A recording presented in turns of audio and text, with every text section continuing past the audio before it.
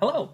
In this video, we are going to be talking about variables and data and how those two work together, what they are, and just the general gist. So, what is data?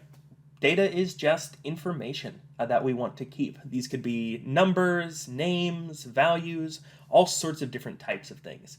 And we store data inside what is known as variables. So you've probably heard of variables in regards to mathematics. It's a very similar concept. All it is that we are giving a label to a piece of information. And while that may sound fairly complex, it's actually very easy to implement, and I'll show you how. So here we have our snap editor, and let's say we wanted to create a variable. Let's say we want it to represent someone's age. That's a perfect example of why we might use a variable, because someone's age might change. We need to reference that person's age later, and it's just something that we might need to keep track of. So in Snap, if we wanted to create this variable, we could go to the Variables tab in our blocks space here, and then click the Make a Variable button. And then we're going to be given a little prompt here that asks us to create this variable's name. And since we want it to represent someone's age, we go ahead and we could type age, right? If we click OK, we'll see that in the top right, a little display will appear for our variable. And there are two things to notice. The first thing was what we just created, which is our variable's name. So this is what we call our variable. This is how we refer to our variable. The second portion is our variable's value. So this is what our age actually is, right? So right now, our age is set to 0. That's very young. And let's talk about what we can do to change our age or update it in some way. So first thing we could use is this set block, which will just go ahead and reassign the value of our age. So let's say here, set age to 24.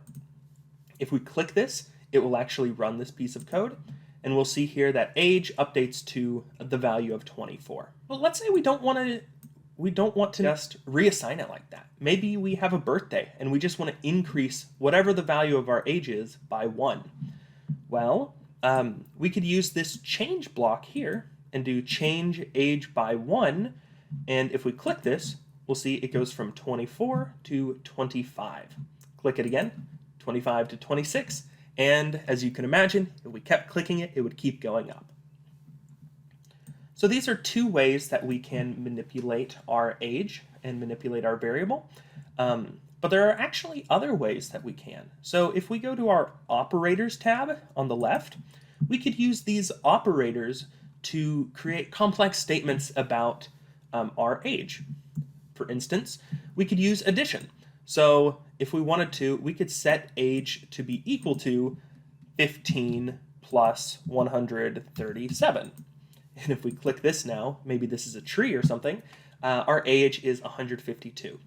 So these are ways that we can create variables. And while the examples that I've used so far only correspond to numbers, it's important to note that we can also use text to represent a variable. We can also use text as values for our variables. So for instance, set age to hello. If we write the word hello and then click this block, it's going to go ahead and update age to hello instead of 500. Maybe we wanted to write out 24. If we click this block, it's going to say the word 24 as opposed to the number 24, like earlier. So that's one option we have for variables.